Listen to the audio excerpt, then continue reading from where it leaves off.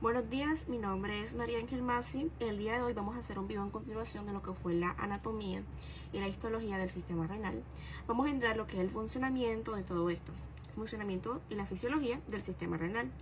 Esta fisiología, primero vamos a hablar en este video de una base de lo que son los términos de lo que es osmolaridad, presión hidrostática, presión osmótica, que es base para entender los conceptos de la barrera de filtrado glomerular, de la filtración de glomerulares y pues sus siguientes a la fisiología del sistema renal.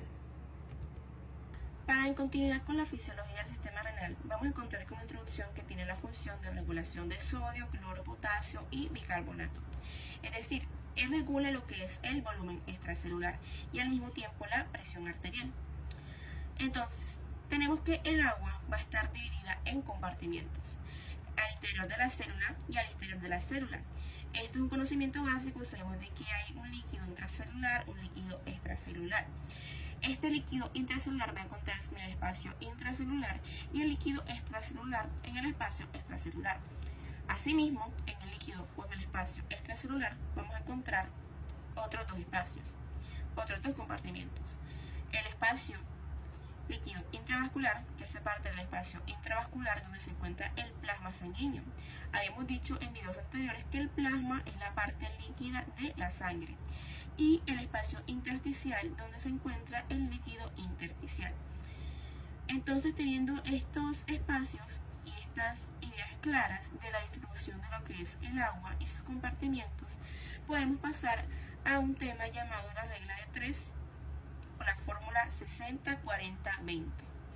Encontramos que el 60% de lo que es nuestro peso corporal está conformado por el agua. El agua, como habíamos dicho, está dividida en dos espacios, en el espacio intracelular y en el espacio extracelular. El espacio intracelular tiene ese 40% de ese 60% de agua y el espacio extracelular va a tener el 20% de ese 60% del agua. Al mismo tiempo, habíamos dicho que el espacio intravascular y el espacio intersticial en el espacio extracelular. El espacio intravascular va a tener un 5% de lo que es ese 20% que ocupa el espacio extracelular de agua. Y el espacio intersticial va a tener un 15% de lo que ocupa ese 20% de el 60% del agua. Entonces, teniendo estas medidas claras, vamos a formular una regla de 3. Si tenemos un paciente que pesa 70 kilos, esto compone lo que es el 100% de su peso corporal total. Entonces, si tenemos que el 60% del peso corporal es agua, ¿cuánto sería este volumen de agua en esta persona? Incorporamos una regla de 3. Es decir, 60 por 70 entre 100 va a darnos como resultado que en un individuo de 70 kilos va a tener 42 litros de agua corporal total. Entonces, ya teniendo estas medidas claras, vamos a poder, como así decirlo, distribuir lo que es estos 42 litros de agua corporal total en sus espacios, en sus compartimientos. Si sabemos que el espacio intracelular tiene un 40%, también vamos a desarrollar lo que es la regla de 3 en este 40%. Sabemos que si hay 42 litros que conforman lo que es el 60% de su peso corporal, entonces el 40% que hace parte del espacio intracelular, ese líquido intracelular, aplicamos que 40 por 42 entre 60 van a darnos como total 28 litros en el espacio intracelular de este individuo. Entonces, ya que tenemos esto en el espacio extracelular, tenemos que si el 20% conforma al peso del agua de él, tenemos el 60% que es el peso corporal total. Hemos dicho que tiene 42 peso corporal del agua, volumen corporal del agua total, disculpen, 42 litros, el 20% aplicaremos la fórmula 20 por 42 entre 60, que nos daría como resultado 14 litros. Pero acordémonos de que a su vez se va a subdividir en dos. 14 litros para el 15% equivalen 10 litros y para el 5% equivalen 4 litros. Entonces, esto es lo que es la regla de 3 para saber cuál es la distribución del agua en un individuo. Entonces, ya teniendo esto en base, vamos a tener un concepto denominado las fuerzas de Stirling. Las fuerzas de Stirling van a establecer que un líquido en su contenedor va a buscar salir de este, es decir, la presión que ejerce ese líquido sobre su contenedor. Este líquido ejerce una presión sobre su contenedor que va a denominarse presión hidrostática.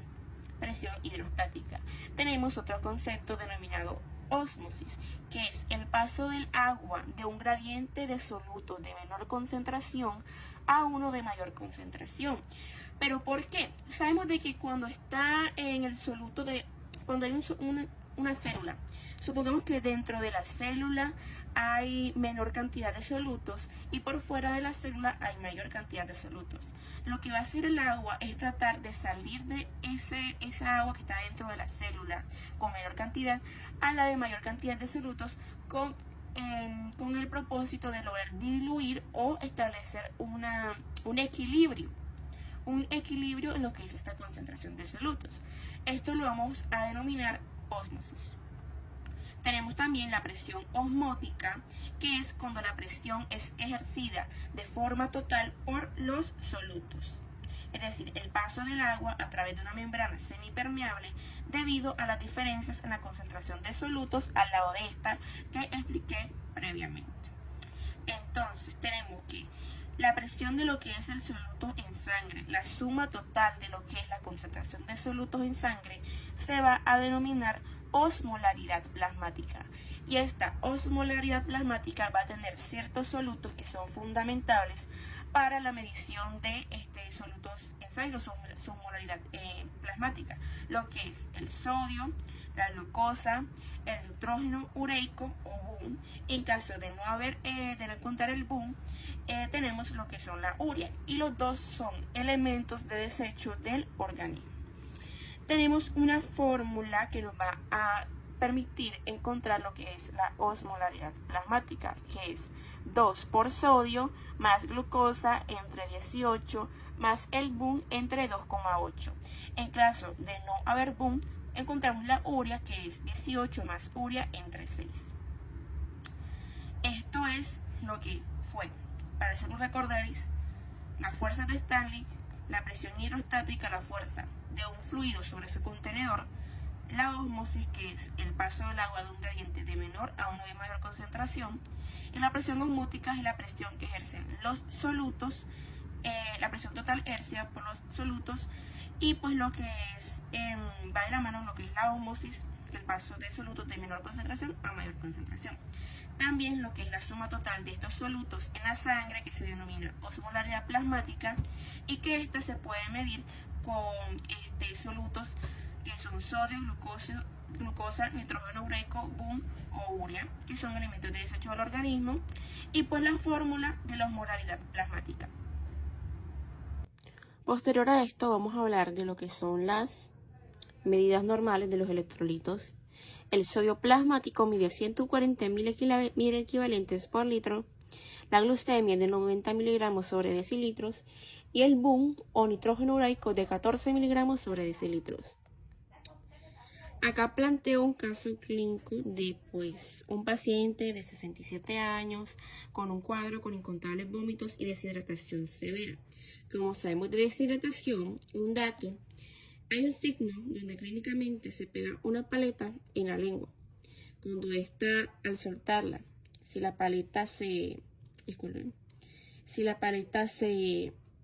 pega, es un signo de deshidratación.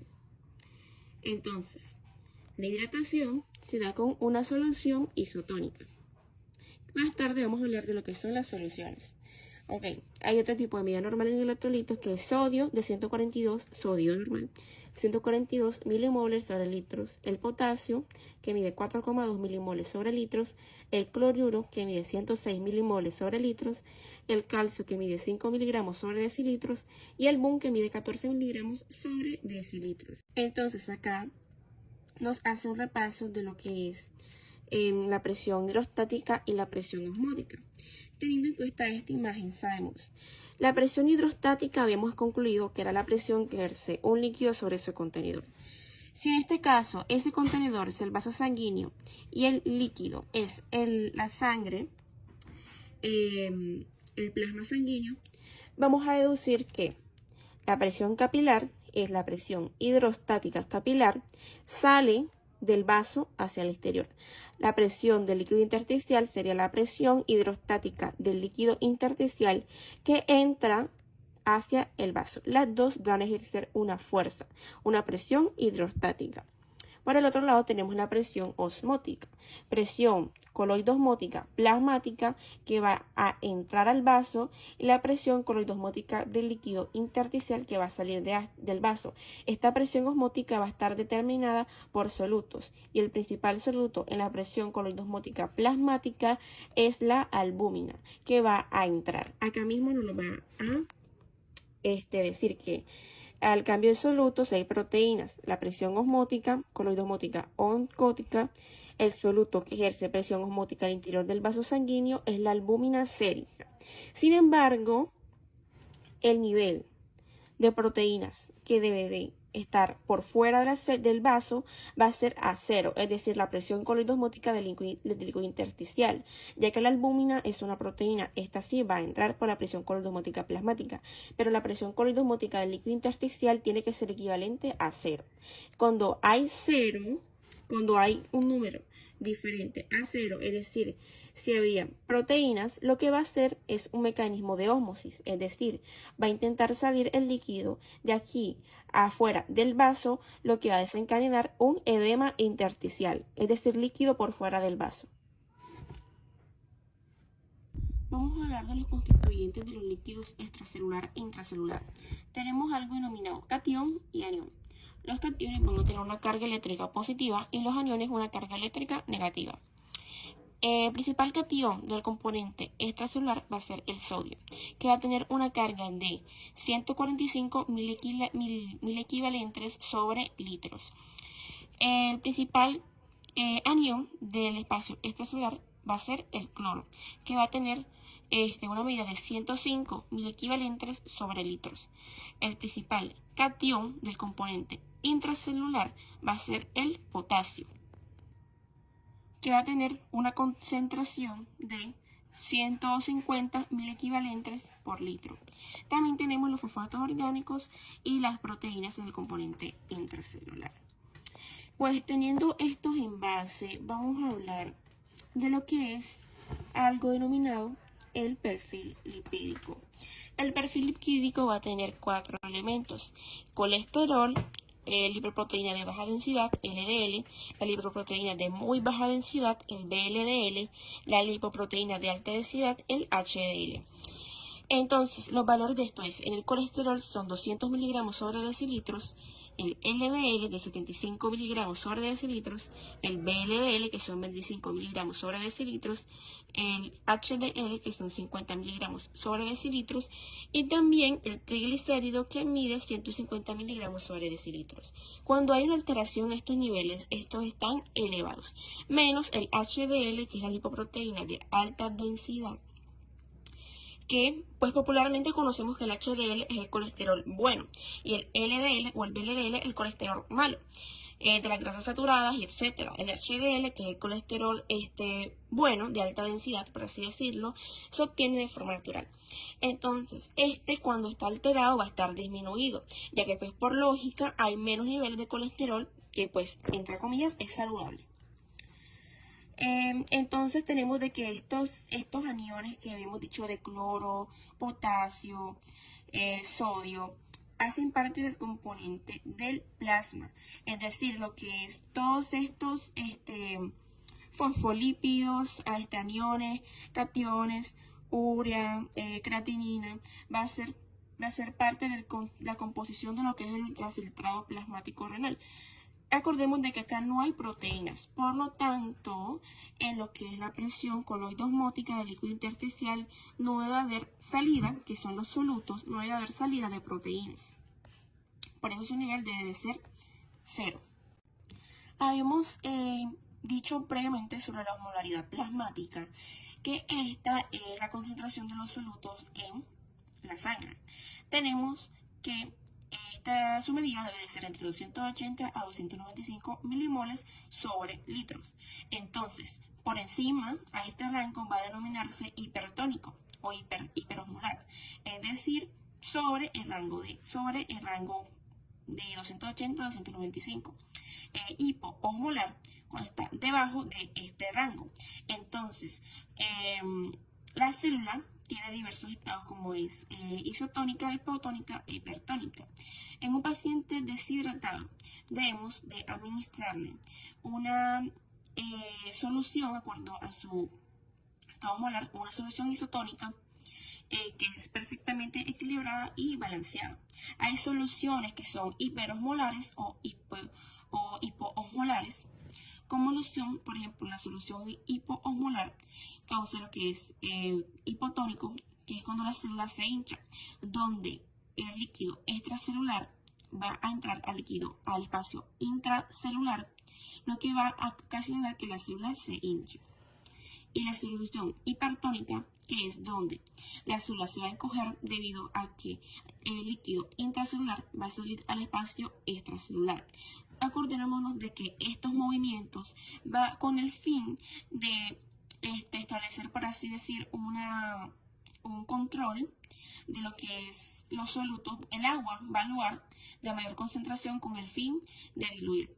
Las principales soluciones que pues causan hipotonía, que la célula se hinche, van a ser destroza en agua destilada o solución salina al 0.45%. También solución para las soluciones hipertónicas, como lo es solución salina hipertónica o solución salina al 6%. Una vez hablamos de esto, vamos a hablar de lo que son las presiones que favorecen a la filtración. Habíamos hablado de lo que es la presión hidrostática capilar y la presión hidrostática del líquido intersticial, la presión coloidosmótica plasmática y la presión coloidosmótica del líquido intersticial. Entonces, hay dos presiones que van a favorecer lo que es la filtración, es decir, la salida del líquido de dentro del vaso hacia afuera del vaso. Y las dos presiones que van en contra de lo que es la filtración, que van a permitir lo que es favorecen a la entrada del líquido al interior del vaso, es decir, la reabsorción. Entonces tenemos las dos presiones que favorecen la salida del líquido, va a ser la presión hidrostática capilar y la presión coloidosmótica del líquido intersticial. Y las que favorecen la reabsorción va a ser la presión del líquido intersticial, presión hidrostática intersticial y la presión coloidosmótica plasmática. Bueno, en continuidad de lo que fue las presiones que estaban a favor de la filtración y las que se encontraban en contra de la filtración, vamos a establecer el proceso de la filtración. Por lo general, entran 1200 mililitros por la arteriola aferente. Un valor más o un valor menos detecta un error en el filtrado glomerular a través de la barrera de filtrado glomerular. Entonces, hay distintos procesos, lo que son la filtración, la reabsorción y la secreción. La filtración es cuando entran 1200 mililitros por arteriola aferente y pasan del glomérulo a la cápsula de Bowman. Acá podremos hacer un repaso de lo que es la anatomía, donde el glomérulo se encuentra más interiormente y la cápsula de Bowman más exteriormente, formando lo que es el corpúsculo renal.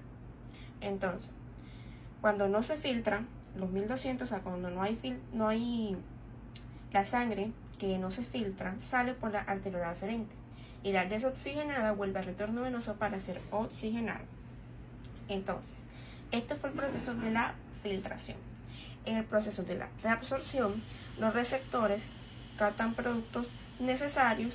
Entonces, cuando se capta aquellos productos como los del agua, que es necesario, vuelve de los túbulos renales a los capilares rectos peritubulares para hacer la reabsorción. Y la secreción se da que una vez en los vasos rectos peritubulares, cuando se dan cuenta estos receptores de que hay más agua o sodio que no se necesita, se realiza lo que es la secreción de los vasos rectos peritubulares a los túbulos renales. Entonces, la tasa de filtrado glomerular tendría que ser 125 mililitros por minuto o 180 litros al día. Esto se puede verificar si entran 1200 mililitros del agua, deberían de haber una tasa de filtrado de 125 mililitros por minuto a 180 litros al día. Entonces, esta tasa de filtrado glomerular se mide por lo general con elementos de desechos como es el BUN, la urea o la creatinina. Y la presión arterial de 120 a 80 milímetros por mercurio. Esto es lo que es la filtración. Acordemos de que entra por arteria aferente, glomérulo, cápsula de Bowman, y lo que no se filtra por la arteriola eferente y la desoxigenada al retorno venoso, siguiendo los procesos de filtración, absorción y secreción. Entonces, el filtrado glomerular, en continuidad de esto, el filtrado glomerular va a depender de dos elementos, de la presión neta de filtración y el coeficiente de filtrado glomerular. Vamos a iniciar con lo que es la presión neta de filtración. La presión neta de filtración la vamos a definir como la diferencia entre las presiones que favorecen a la filtración y las que van en contra de la filtración. Para recordarles, era esto que estábamos hablando anteriormente, que es sobre la presión hidrostática capilar, la presión hidrostática líquido-intersticial, la presión coloidosmótica capilar y la presión coloidosmótica intersticial.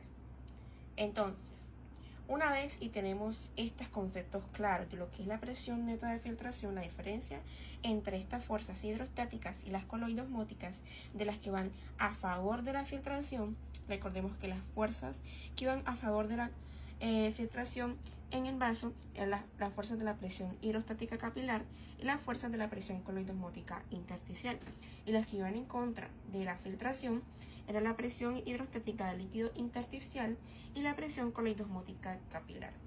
Una vez tenemos esto en base, vamos a pasar a un proceso. Imaginemos que del vaso pasa a la cápsula de Bowman, es decir, al glomérulo y a la cápsula de Bowman.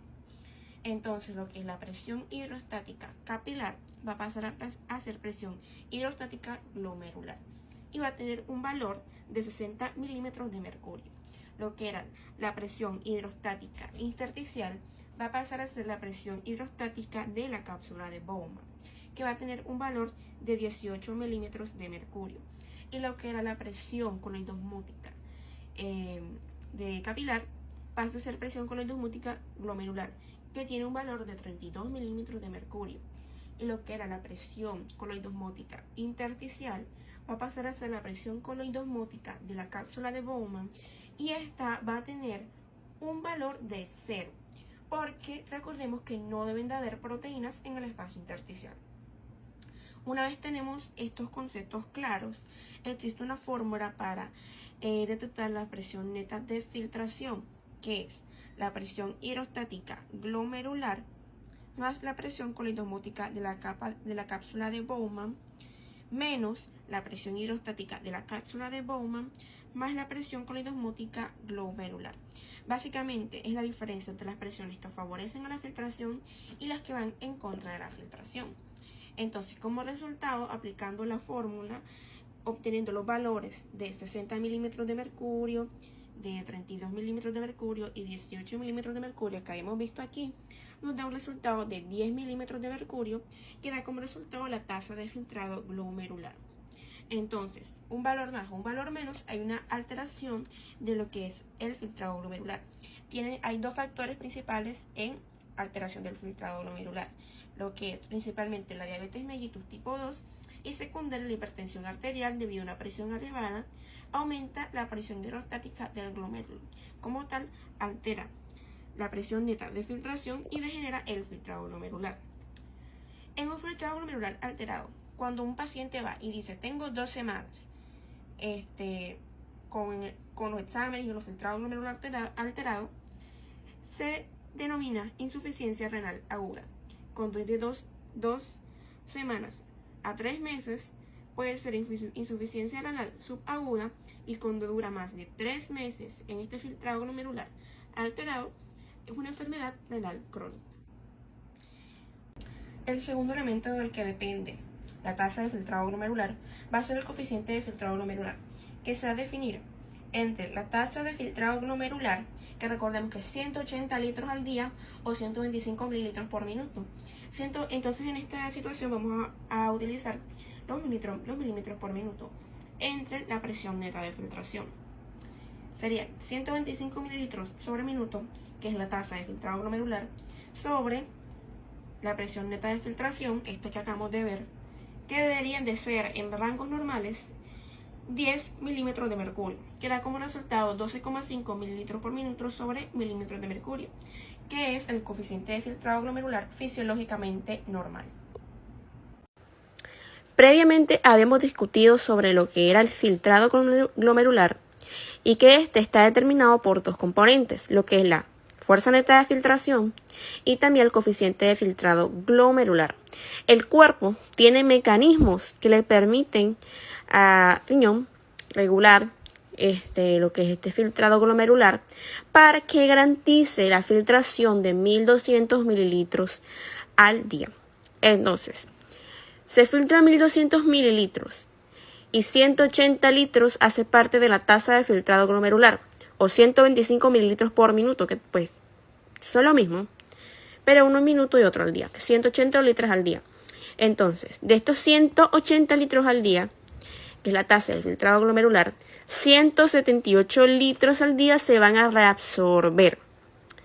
Esto quiere decir que 1.2 litros van a ser excretados, es decir, es el volumen urinario lo que se va a excretar. Entonces, el cuerpo tiene mecanismos de autorregulación del filtrado glomerular, tanto intrínsecos, que son aquellos mecanismos que activa el cuerpo de forma natural sin necesidad de existir una patología. En cambio, como los mecanismos miogénicos y también el mecanismo de feedback tubulo-glomerular. También están los mecanismos extrínsecos, que son aquellos que se activan al ya haber pasado tras patologías. Pero estas patologías no significa que solamente activen el mecanismo extrínseco de autorregulación de filtrado glomerular. Porque una vez se activa el intrínseco, luego se activa el extrínseco. Las patologías es en este orden. Una vez y ya se ha regulado de forma intrínseca y ha pasado lo que es mecanismo miogénico y mecanismo de feedback, llega al mecanismo extrínseco, conocido como el sistema renina-angiotensina-aldosterona. Entonces vamos a iniciar con el mecanismo intrínseco o mecanismo miogénico y mecanismo de feedback túbulo-glomerular.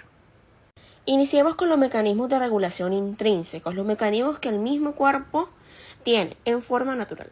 Tenemos dos, mecanismo miogénico y mecanismo de feedback túbulo-glomerular o retroalimentación. En el mecanismo miogénico encontramos que el sodio, que es un catión, es decir, con carga eléctrica positiva, va a reabsorberse. En el túbulo contorneado distal se va a reabsorber 20% de este sodio por medio de las células de la mácula densa que se encuentran al inicio de este túbulo contorneado distal, por medio de los cotransportadores SGLT1. Estos cotransportadores van a encontrarse ahí y van a encargarse de la reabsorción del sodio. Lo mismo en el túbulo contorneado proximal, que va a reabsorber mayor cantidad, es decir, 80%, mediante los cotransportadores SGLT2. Se llaman cotransportadores sodio y glucosa tipo 1 en el distal y tipo 2 en el proximal. Teniendo esto, vamos a establecer que en el túbulo contorneado distal, un 20% de sodio va a reabsorberse por las células de la mácula densa. Esto significa que si las células de la mácula densa que se encuentran ahí captan mayor cantidad de sodio, estas células se van a estirar y como resultado de su estiramiento van a disminuir la luz para su comprensión, es decir, el vaso se va a volver más pequeño. En palabras coloquiales, lo que va a hacer que disminuya el filtrado para regular que entren 1200 mililitros. No va a entrar menos de 1200 si disminuye el filtrado, porque él necesita que se disminuya para que llegue a 1200, no para que llegue menos de 1200. Para que sean 1200, porque supongamos tenían 1500, disminuya a 1200. También lo mismo en si las células de la mácula densa, si captan menos sodio, va a ocurrir lo contrario.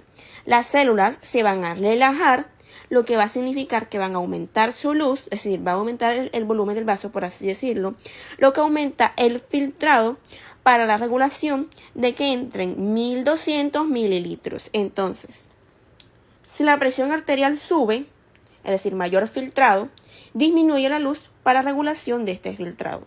Y si la presión arterial baja, aumenta la luz para que regule el filtrado, ya que la presión arterial es muy importante para lo que es la distribución del oxígeno a los órganos, ¿ok? Y también tenemos el mecanismo de feedback túbulo-glomerular, que lo veremos en el siguiente video. Bueno, el siguiente mecanismo de autorregulación del filtrado glomerular intrínseco va a ser el mecanismo de feedback túbulo-glomerular, donde el mecanismo miogénico no fue suficiente para regular el filtrado. Entonces se tiene lo que es señal bioquímica a las células mesangiales extraglomerulares para que desencadenen la liberación de la adenosina. La adenosina va a generar una vasodilatación en todas, pero todas las arterias del organismo, menos en la arteriola aferente. Acá ocasiona una vasoconstricción. ¿Pero por qué? Porque es donde entra el flujo sanguíneo. Entonces, como hay menos flujo sanguíneo, se reabsorbe el 80% del sodio, como hemos dicho anteriormente. La mácula densa capta menos sodio porque, recordemos de que se reabsorbe el 80% del sodio y el otro 20% de sodio en el túbulo contorneado distal es donde se ubica la mácula densa al inicio de este va a captar menos sodio y por ende manda señales bioquímicas a las células mesangiales extraglomerulares para que liberen dos hormonas, la prostaglandina E2 y el óxido nítrico, que es el mayor vasodilatador que tiene nuestro organismo. Entonces, como hay una vasodilatación, aumenta el flujo, el filtrado sube, aumenta su filtrado, por lo tanto una regulación de este filtrado. Si después de ver estos dos mecanismos intrínsecos, mecanismo miogénico, mecanismo de feedback, y ninguno de los dos funciona, hay un deterioro de la presión arterial como resultado del no funcionamiento de los dos, hay una caída de y se desencadena patológicamente el segundo mecanismo de autorregulación del filtrado glomerular extrínseco, que así como he dicho yo en el anterior video, si todos estos pasaron, porque no significa que en el extrínseco solamente se desencadenen las patologías. Solamente en la patología se desencadena el extrínseco inicialmente, no.